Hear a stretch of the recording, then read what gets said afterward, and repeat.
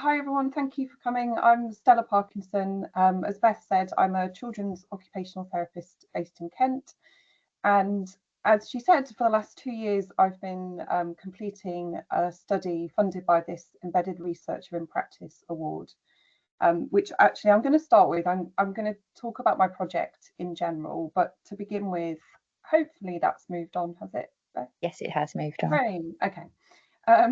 Just to give people an idea, because not everyone's heard of this award before, and I just think it's been the most wonderful opportunity, really. So the idea, as Beth said, is that we are based in practice. We're clinicians who are able to identify things that which might be relevant on the ground.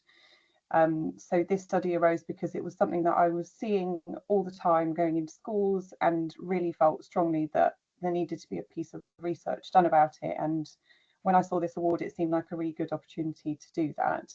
So it gave me the chance to lead on a project for the first time, develop my skills as a clinical academic. It gave me first-hand experience of co-production. So I'd never involved anyone else in research before, mostly because I hadn't planned a project before. But through the award, I was able to find people from the public, so public community engagement, a working group basically made up of people that were relevant to the project, which was so invaluable in shaping and helping me to make really relevant decisions as I went through the project. And I'd never had experience of that before. And with the project, we had amazing mentorship as well from a mentor with the NIHR. So anything I wasn't sure about, I was able to book in a mentor session, and the wider team as well through ArcKSS gave us incredible support. And then, yeah, it's given me the opportunity to talk about my findings, which again, I'd never had experience of before. So I've been to conferences, I've written it up for a journal, and all under this amazing kind of supported umbrella. So that is in a nutshell what the award has been like for me. And now I'll just give you an overview of what my project was about and where it's led me. So it's an action research project. So I was able to kind of shape the project as I went, because it was quite exploratory. And it was looking at how to improve the support by primary school teachers of children who were delayed in their readiness to write. So just to give a bit of background to why I felt like that was important, handwriting difficulties are relatively common. So they're thought to affect between 10 and 30% of all children, regardless of a diagnosis. And that's something that as a children's OT, I see time and time again going in to support them in schools. Although there's been a shift towards technology in society, that's not translating into classrooms. So children in primary schools continue to use handwriting as their main method of recording. And I think one of the reasons for that is there's really strong evidence supporting how beneficial handwriting is for other skills that children develop at that age, including reading, spelling, and working memory. And that just isn't there for typing. So I don't think handwriting is going anywhere anytime soon. Unfortunately, because children start working on handwriting so young in the UK, a lot of the time they're required to start working on letter formation before they're actually ready. So children start school developmentally before the age at which they should be working on letter formation. And what that tends to mean is that they start working on it before they're ready and may develop bad habits, which then later need to be rectified, and makes it more difficult as they then try to develop their handwriting later on. There's quite a lot of evidence about the negative impact that can have on children's well-being, including their mental health and their academic performance as they get older and go up through even into secondary school. And in the US, there's been a couple of studies looking at how we can support teachers better to help children with handwriting difficulties, in particular, how to know when children are ready, because that's the key. Are they ready to start working on handwriting? Yes, they might be in year one, but actually have they developed all of the prerequisite skills? But there was nothing looking at that in the UK. So anecdotally, I was having teachers say, well, look, we don't get taught this when we study teaching, when we do our teacher training. we don't know. We don't know when children are ready, and therefore we don't know when we should be working on handwriting. But I couldn't find any research looking at that. So that's what this study aimed to address. So my overall aim was to examine whether teachers are given instruction in handwriting readiness when they do their training, and how best to support them if they're not. So it consisted of 2 phases. The first one was a questionnaire, which went out to all newly qualified teachers in Kent, called ECTs now. And the questionnaire was basically a survey looking at what do you learn about handwriting when you do your training. I used data from phase 1 to shape phase 2, which was a workshop, which I wrote based on the information I got in phase 1, which I delivered to a small group of newly qualified teachers. So 6 teachers came to phase 2, and we had a focus group to talk about the workshop after that. Results from phase 1 weren't surprising, although that doesn't stop them being shocking. I had a relatively good response rate, so nearly 40% returned. Most teachers reported that no, we don't learn about handwriting development. Again, most reported they don't learn about prerequisites. Most weren't taught how to identify children with handwriting difficulties, and pretty much half said they weren't confident with handwriting. And I think the quote at the top right from one reception teacher kind of sums up how they were feeling, with one saying, "I have no idea where to start with handwriting," which isn't great for a reception teacher. So then on to phase 2, where I did the OT workshop. It was based on all the information they felt they were lacking. So things like all the prerequisite skills that children should have before they work on letter formation. And then we had this focus group where we sat and talked about it.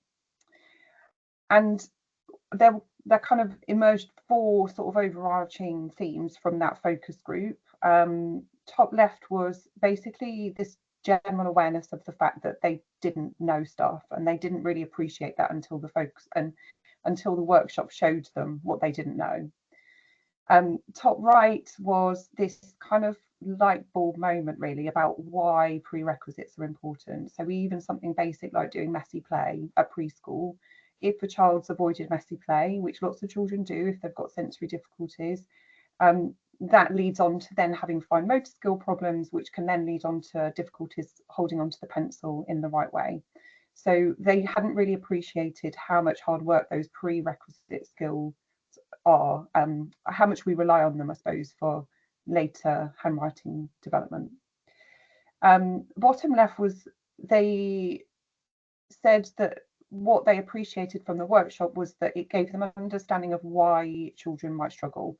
And when they had a better understanding of what in particular they were struggling about handwriting, they said they'd be better able to choose the right intervention, because until then they were just kind of selecting handwriting interventions at random without really appreciating the reasons behind them. And then we had a really good brainstorm around what else they might want to add into the workshop, and they gave me loads of really good ideas, including things like video clips and case studies and ways to kind of bring it more alive rather than just have the basic information. So just to summarize, the findings kind of showed teachers in general don't get the training that we would want them to have in handwriting readiness, which translates for children into they might not get the right support because teachers don't feel informed about making the right choice when they're intervening and trying to support them. And an OT workshop based on information that teachers say they need and want could help to bridge that gap. So I'm hoping to go on and do a larger study where I take the workshop and manualise it, measure the impact in the classroom on a larger scale. And that's it. So I'd just like to thank all the members of my PCIE group, my mentor, my supervisor, and ArcKSS, because it's really been such an amazing opportunity and really supportive way of carrying out my first study. And that's it. My name is Sophie McGrevey. I'm a research assistant at Sussex Community NHS Foundation Trust. So I just want to talk a bit about my project that I've been doing as part of the Embedded Researchers in Practice Award. So on the screen the short title. I won't put the long title. I'll just put the short title of my project, which was KSS Autism Parameters and Future Care. And my project was focused on prevalence of autism in schools across Kent, Surrey and Sussex, as well as investigating the support needs of autistic children and young people in schools in KSS. To see if this works. There we go. So there were two parts to the study that I did. The first part was a prevalence questionnaire that was administered to SENCOs in schools in KSS with the aim of establishing a prevalence of autism. This was, well, the goal was to get 20 primary and secondary schools across KSS.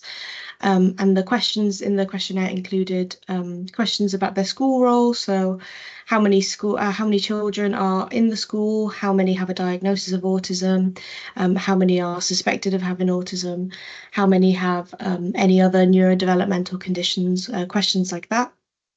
And then the second part of the study involved semi-structured interviews with children and young people, autistic children and young people across KSS, who attend a school in KSS. And the purpose of these interviews was to find out what support is currently in place for them in schools and what support that they're not currently receiving but would like to receive to help them manage their autism or any issues that they're facing in schools. Move this across.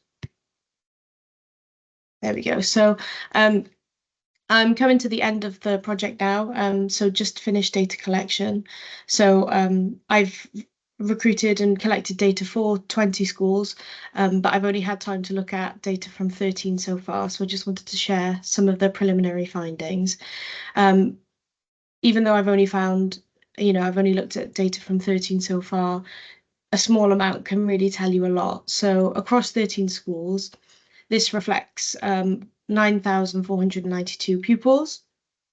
Of those, 304 have a diagnosis of autism, or 3.2%.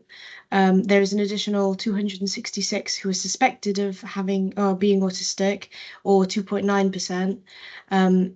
But these have not received a formal diagnosis.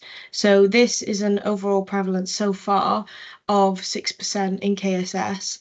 So what we can say from this is that clearly autism is not translating over to a clinical diagnosis, and many young people cannot get access to the support without the official diagnosis or EHCP.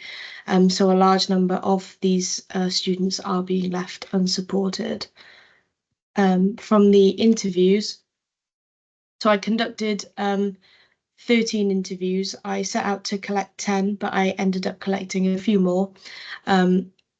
From these interviews, I've got in the next slide some quotes that I want to highlight, but just as a preliminary, I haven't done my formal thematic analysis yet. But what we've found is that support seems to vary, school to school, county to county, city to city. There seems to be no uniformity of care. Even with most of the interviewees having EHCPs because they've got a formal diagnosis, support varied and was dependent on the level of need, with schools being stretched thin. So support was given to those in need rather than those, who all of them who've got a diagnosis. Not all of them receive the need that they would like to receive. So yeah, as I said, I've got a few quotes on the next slide, but an overarching theme I want to highlight at this stage is that autistic young people most frequently reported needing small provisions in the classroom, like access to fidget toys or something as simple as teachers speaking slowly, clearly and repeating when necessary, and that these small provisions would really make a big difference in their school experience. So if I just move on to the next slide. So I presented a poster in July at the Sussex Clinical Academic Conference at the University of Brighton.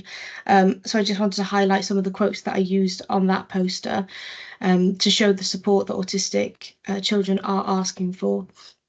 So passes came up quite frequently, so being able to leave the classroom 5 minutes early to go to lunch. So one young person said in the top right-hand corner, I just really need that thing they have that allows them to go a couple minutes earlier. It's a 5-minute pass. It allows them to go 5 minutes earlier than everyone else. And it also allows them to go to LS1, which is a quiet area in their school, for a bit. The main reason I want it is so that I can get lunch. As I said in the previous slide, it was important for one student that their teacher repeat things to them to understand. So they said, where's that bottom middle? Sometimes when I'm being asked questions, they, the teacher, keep repeating it for me every time so I get to understand. And as I said, having access to fidget toys is important. So one student said, so when I bring my fidget toys into school, they'll tell me to put them away, and then they might end up giving me a log because they're thinking I'm lying about, like, I need the fidget toys and stuff. So there's just a few quotes that I wanted to highlight. So as I said, I've just finished data collection, so I'm analysing the data right now. In terms of the future plans of this project, I'm not sure what the data will say right now. I'm obviously I'll be analysing and writing it up, which is really exciting. But future plans for this project is I'm currently writing up, editing a PhD proposal to develop this project further, to be able to do further interviews across the UK, to be able to find out what the support needs are for autistic children across the UK, and to be able to develop some kind of measure to be used in schools to be able to measure that support needs. If I move it along. So I just want to talk about the impact of this research. So sharing results about autism prevalence in schools across KSS will help with our understanding. Currently, there isn't a lot of data out there, especially in KSS, about the prevalence of autism. But as we can see from my data, we can see that there are a number of students that are suspected to be autistic but don't have that formal label. So hopefully this evidence can be implemented so that those without a formal diagnosis can still get the support that they need. Many families and young people have found it beneficial to share their experiences in the interviews. One mother said, "My children have expressed a strong desire to share their experiences, stories, and challenges with the community. They are eager to raise awareness about autism and educate others about their unique perspectives. I believe that their voices and stories have the power to inspire and empower others." And even the schools have found it quite beneficial to take part, with one school emailing me to say that we really enjoyed taking part in research. We are sure that eventually support the way we support some of our most vulnerable students. So that's been really great to hear the feedback as I've been doing the project.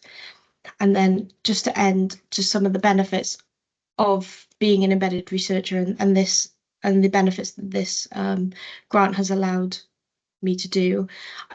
Basically everything Stella said, but also so it's been great to be able to share my research and finding across different settings, especially because I work within an NHS trust. So within the NHS, I've been able to present at my own trust's research week with fellow members of staff within my trust. I've also been able to present my study at present key moments of my study to a young person's advisory group that is run by my own trust, which is great. So getting their feedback on ethical approval, and all throughout the project, I'm going back in November to be able to share my results as well, which is great. So they would have been there all along the project. So also as an NHS employee, I've been able to present my research at conferences, such as the one I mentioned earlier.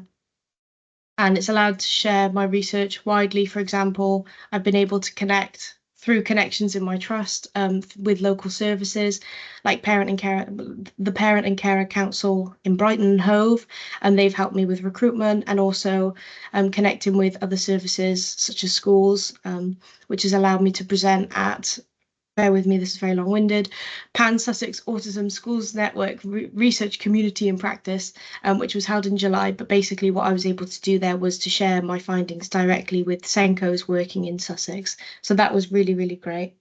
So I've had really positive experiences during this project. During the ARCS Research Week last year, my poster submission won a runner-up prize.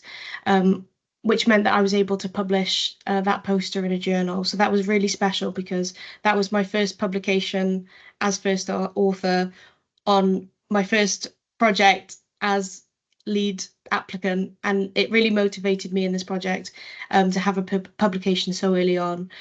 So I've learned so much about the research process, you know, going through ethics and things like that, writing grant applications, and these are things, these are skills that I'll be able to take with me into future projects.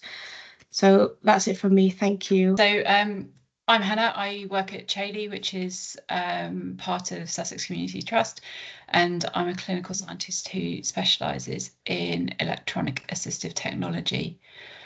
So my project was to look at the effects the provision of communication aid has on the mental health and well-being of children and young people with complex communication difficulties. I previously set up and managed the regional communication aid service for Sussex and Surrey for adults and children, and I'm very aware of the effects not being able to communicate can have on mental health, and it's something I really wanted to look at. So some children who aren't able to communicate verbally also aren't able to use alternative methods such as writing or typing, either due to cognitive disabilities or physical disabilities. And if you're unable to do this and communicate with people, it's really hard to express wants and needs, but more importantly, it's really difficult to express emotions. There are communication aids, and there's a selection down in the corner of my slide, and these have the potential to help children and others communicate with those around them. You can have text-based systems, so if somebody's literate, they can just use text-to-speech, but if somebody doesn't have those literacy skills, you can have some symbol-based systems, which are Victorian. You can see some examples of those on the screen. When I delved into the research out there, I wasn't surprised that there are a limited number of studies looking at the mental health of well-being of those who use communication aids, and even less surprised that there was almost nothing on children and young people using ASE. So it's definitely something that I wanted to take forward. So like Stella and Sophie, my study had two phases to it. The first phase was to work with stakeholders to agree an appropriate and validated psychological questionnaire. I wanted that in to see what I would get out of it, but also I'm an engineer and I like numbers, unlike Sophie, and I felt safe with that. The other side was to develop the interview schedule, so to look at those questions, because through that I'd hear the voice of the parents and the children, but I'd also get much more rounded results and information out of what these people are going through and what they're feeling. So I worked, the stakeholders I had one child who uses ASE, their parent, and a speech and language therapist, and I developed the questions based on the work of Catherine Broomfield, because I was advised that would help formulate the research questions, but it would also help with ethical approval, and I found it really interesting to go through that way. By and large, my questions were agreed with. There were some tweaks, and the parent suggested an additional question, which was, what has surprised you about your child's communication? Because since their child had a communication aid, a lot had surprised them, so I added that one in. The second phase of my project, once that had gone through ethics and was approved, was to do some semi-structured interviews. So I did these with the children, with their parent present, the parents, and then a key professional, so either their speech and language therapist or their teacher. I decided to do a before and after, probably due to my sciencey engineering background, and so it was to interview people at the point of provision or just after provision of the communication aid, so before the child had much of a chance to look at it, and then 6 months later. And then at the same time points, I would ask the parents or carers to complete the psychological questionnaire. And the one that we decided on was the psychosocial impact of assistive devices scale, which seemed to be the most appropriate out there. And they were doing that on behalf of their child. The next bit was the analysis, so qualitative analysis of interviews, which is something completely new for me. And then, if possible, statistical analysis, depending on the number of people I was able to recruit, which I was anticipating would be small. It was small. I managed to get 2 families. I spoke to the mum and dad of one child, the mum of another child, and the speech and language therapist of one of the children. I had a bit of delay in getting an amendment through, so I wasn't able to speak to a teacher in time. I've also had a number of a delay to my project, and I've been granted an extension, so I've only done the initial interview so far. I've got the second interviews at the end of this month and the beginning of October. But the initial things that have come out through these interviews are some of it I expected, like the frustration from the children at not being understood. And as I'd heard anecdotally, this would result in anger, often throwing things, or alternatively shutting down. And one parent was saying that if their child shut down, it could be for a while. And another parent was saying that they might just stay there with a blank expression. Again, unsurprisingly, people saying that unfamiliar people wouldn't understand them, but also that those children are unlikely to communicate with those they don't know or are unfamiliar with. I guess it's hard for the parents, and they all said they struggled to understand their child at times, with different approaches. When the parents are saying that they put that on them, so if they don't understand their child, they will say it's because they didn't hear because the kettle was boiling or something else, or they're really tired and they have a headache and they're just struggling a little bit, because if they just go, I'm sorry, I didn't hear or I didn't understand, that has a negative impact on their child.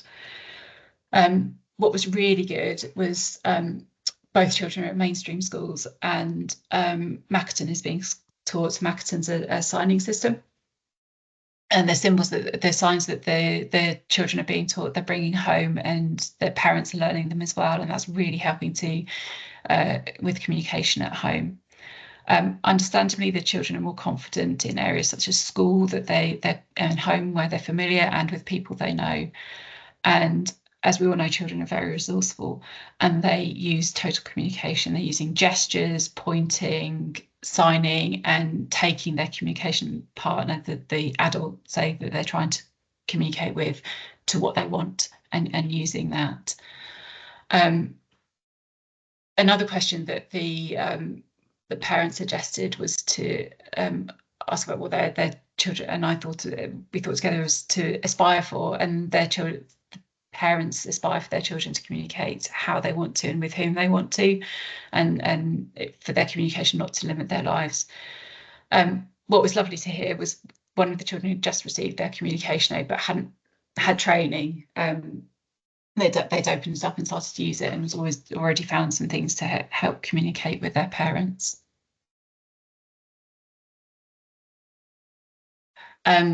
So the next steps for me, I'm going to complete the second set of interviews and record the questionnaire. I've got the not small task of writing up the study, and doing the analysis and that. I've really enjoyed doing this, and I'm really keen to take this forward. So I'm keen to scope potential opportunities, funding opportunities, for how I can take this forward, but also to scope how I can maybe do this a bit differently. When I was talking to the parent, they said, do you need the before and after? And maybe I don't. Maybe I can just talk to the people who use AAC and talk about the communication aid and what it does for them and how it helps their well-being and mental health, if it does. what happens if it doesn't work, things like that.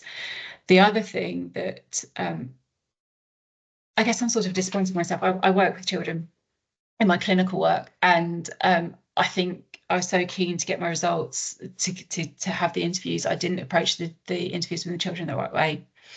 The first child was too nervous before we even got there, and the parent cancelled that, which was fine.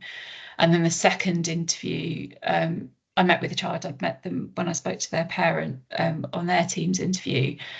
And so I hope that would go better, but it was too formal.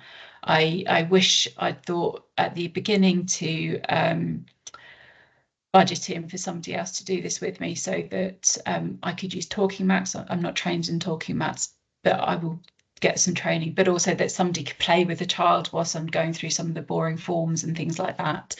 The two children I recruited were early primary school, so they were quite young. My big aim with this is to improve the research and the information out there, but more importantly, highlight a service or health need, which I'm pretty sure there is, and to magic some money from somewhere and get some services in, because for adults and children in Sussex in particular, if you don't meet the criteria for the NHS England specialist service, so they work with a complex 10% of the communication aid population, there's nothing. In Surrey, there's something for children if you are educated in Surrey, and in Kent, they have some provision for adults and children. So reflecting on this award, it has been an absolutely amazing opportunity to have the chance to learn about research, and I have learned a lot about research, about formulating it, about thinking about it, and certainly about the research processes. The application was different to other applications I put in, where you needed to consider all the funding and the costs, and have a bit more of a proposal together. I went through NHS ethics, which I don't think was as gruesome as some people, because my research is quite low risk, but it was still really interesting and good to get that through.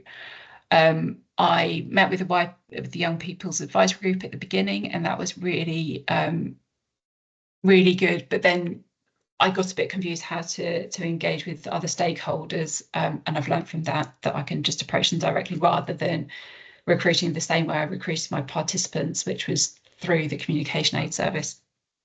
It has absolutely taken me out of my comfort zone. As I said, I like numbers, so qualitative research is new for me.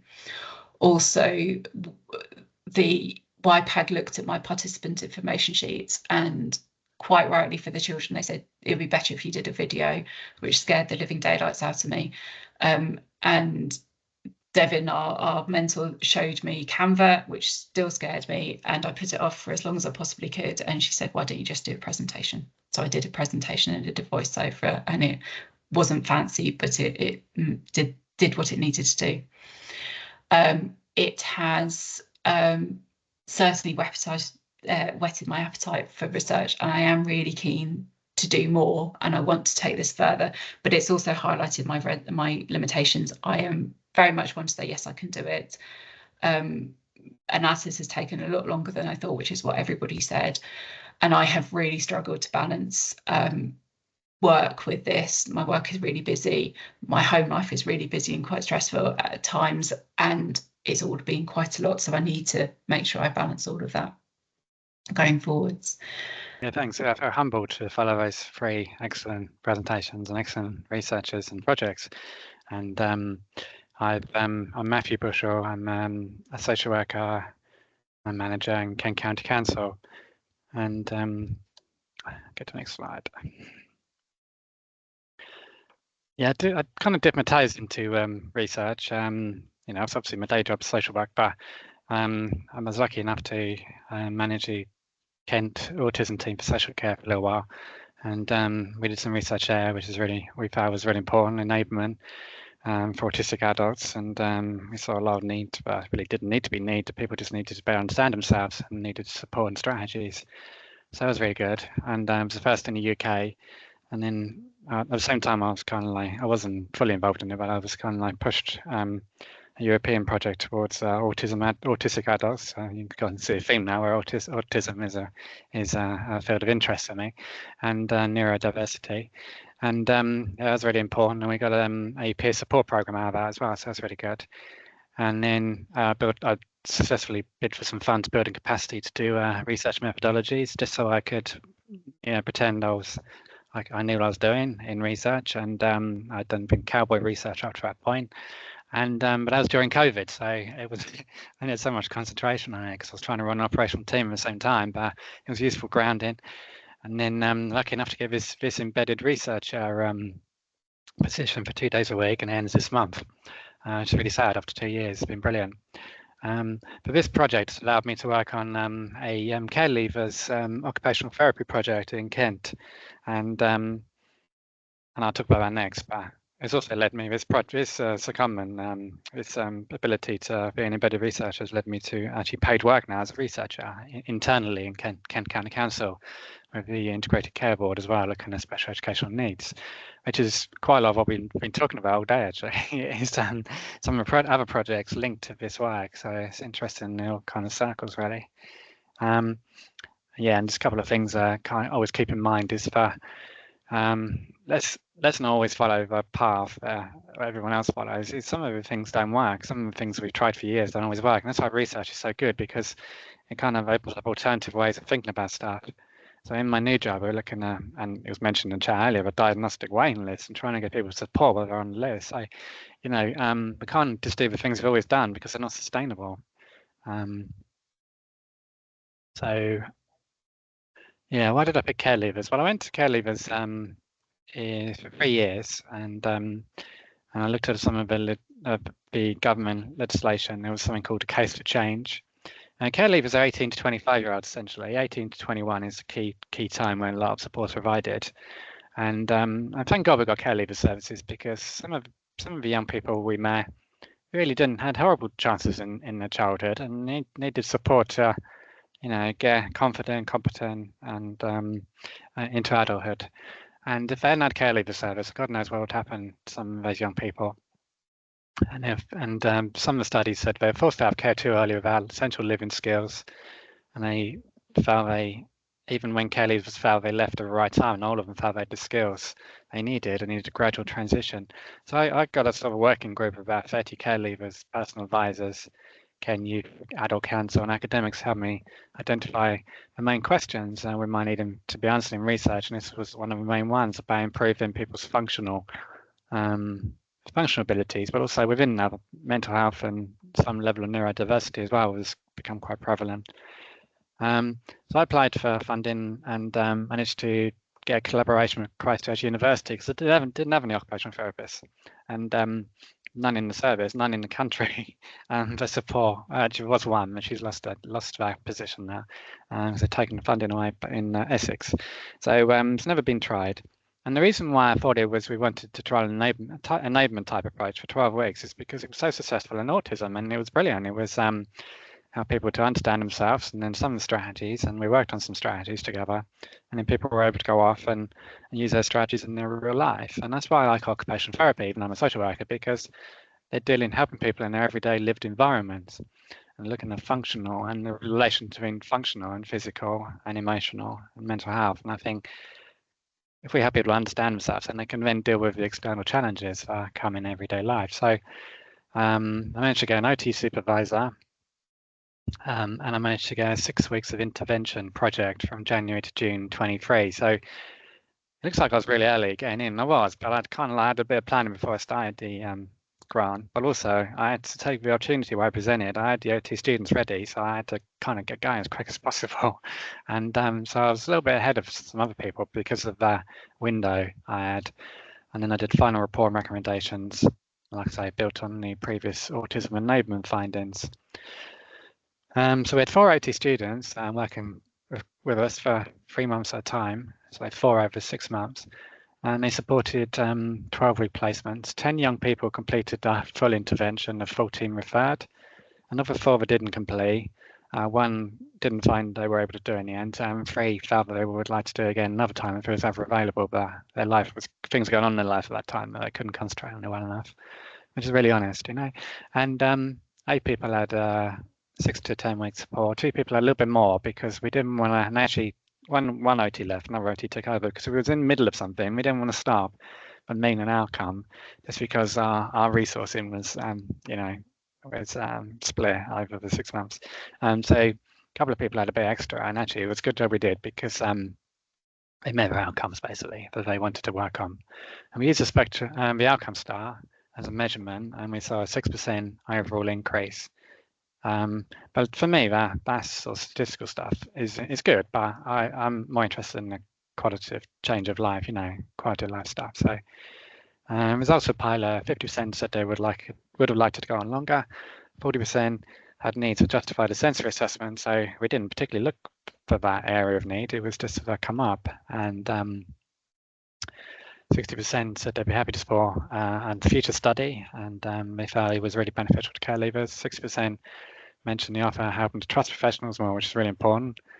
70% said they helped them to open up, the OT being quite specialist and in sort of talking and that having an open dialogue.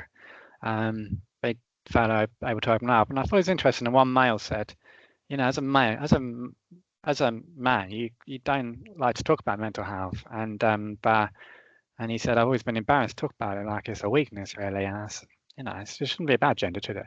Everyone should be able to talk about mental health. And he opened up to OT fairly quickly, and he said that was one of the main positives.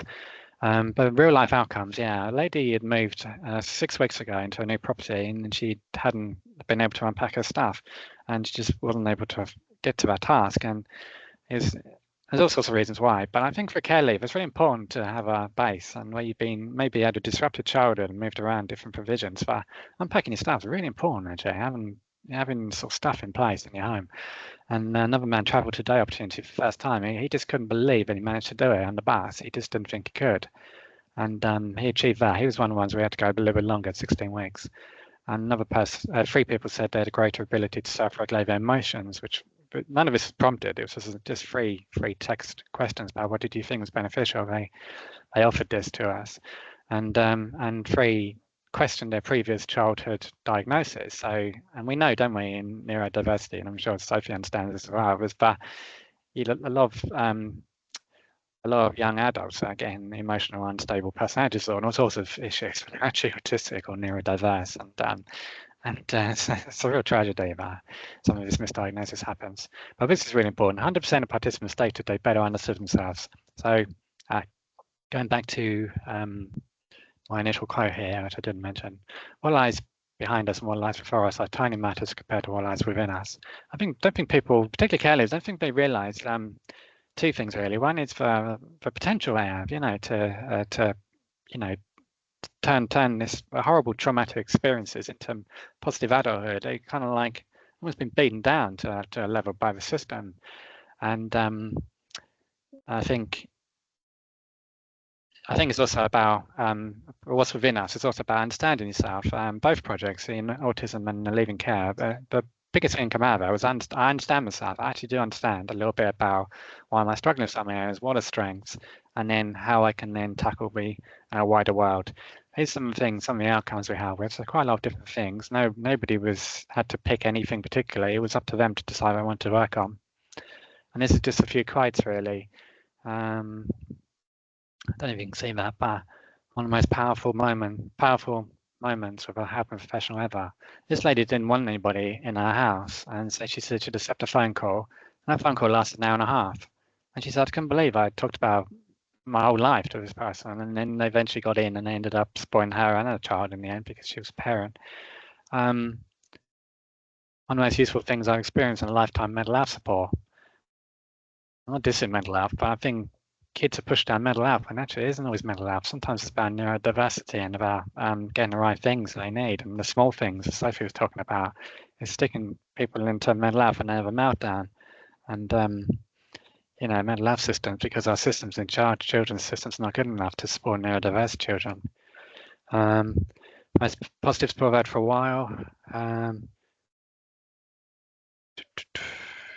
Can't explain how important they are for care leavers, OTs. I worked on myself. Wow. So yeah, just some really lovely criteria. And then we devised this model of sort of, it's not a model really, it's basically been it's all of us go through neurodevelopmental stages, you know, it's Piaget really and things like that, but it links to Ayres, sensory, and Erickson and a few others. So you've got to get your basement, you've got to have your basement in place to move on into more advanced areas of functioning. And what we found is with the care leavers and also with some autistic adults we met, that they hadn't really advanced in the basement areas of strong foundations. In the senses, in the sense into motor coordination and things like that. So if you don't have those strong senses, that can then lead to this second floor, which is the emotional control area. And this is what came out of this research study. I'll come back to that in a second, actually, the connection between emotions and sensory. We use a number of different tools to try and help people to understand, you know, to try and talk to us in visual ways and help to understand themselves. So we used what's that model called again? I'm blank now. The one with the boulders, K1 model, and another one about interoception, another one about an anger board, and that again links to interoception, how I feel, how I know when I'm. Another one is about how do I, what contingency I have. So if a bus doesn't turn up, what do I do about it? So that sort of thing. So this is why IT is so good at this stuff. So learning from this project, plenty of time to plan. Personal advisors is brilliant at what they do, but they can't do everything. Yeah, pathway plans, which is a statutory document, are not very well valued by young people. We need something more visual that they can use. And young people living in the moment with no deferred gratification. And so much of that really is just snatching an opportunity, you know, because of traumatic history, snatching an opportunity rather than thinking, if I did this long term, I'd have this benefit. And I've got to move on anyway. So learn from project is this link about having the sensory basis linking to emotional regulation. This is a, you know, well researched and well understood by people like Chailey in the US, who's the OT, who talks about this mostly interoception. It was massively prevalent in this study with Chailey. It was more than we ever thought it would be. And some of the guys had dysregulated emotional regulation, but it was linking to their sensory basis basically, and they never had support as a child.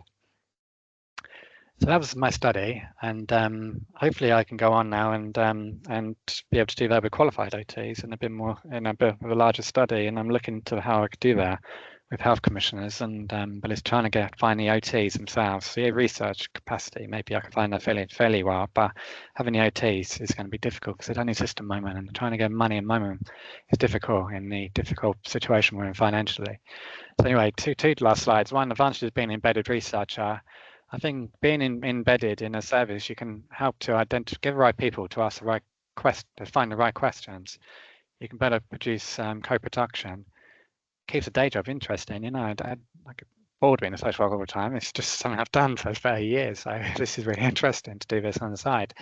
Some young people may have not let me into their homes if I was an academic, but because I was attached to the service, I was able to do qualitative interviews with them, and the support from ARC and my peers and Devon has been amazing. Challenges, having a day job is hard to get backfill. Sometimes you're a poor relation when you're in a local authority because you're not part of an educational institution, so you don't have access to opportunities that other organisations might have. Convincing internal stakeholders about merits of research is difficult, and how do you know where your next research are coming from? So you can't, you know, say I'm a researcher, I want this percentage of my time as research, because you'll give the grants free to give those, and local authorities don't seem to want to put their money into making sure people have got that capacity, whether the research grants are or not. But luckily, I'm one person who's kind of bucked that train, and I do have a little bit of a capacity at the moment to do that work.